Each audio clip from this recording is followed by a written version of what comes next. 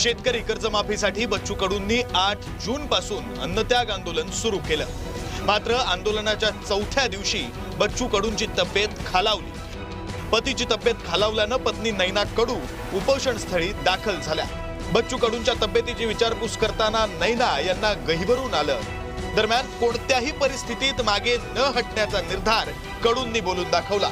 ही लढाई प्रामाणिकपणे आणि निस्वार्थपणे कष्टकरी आमचा जो शेतकरी आहे, मजूर आहे, दिव्यांग बांधव आहे, मेंढपाळ आहे, मच्छीमार आहे, दूध व्यावसायिक आहे, आमचे ग्रामपंचायत कर्मचारी, त्यांच्यासाठी लढायचं आहे। आम्ही ते प्रामाणिकपणे लढू आणि शेवटच्या क्षणापर्यंत लढू। शासनाला इथे अन्नत्यागासाठी बसलेल्या या सर्व कार्यकर्त्यांच्या वतीने एक विनंती आहे की कुठेतरी या सर्व मागण्यांची जी यथार्थता आहे ती आपण जाणून घेतली पाहिजे।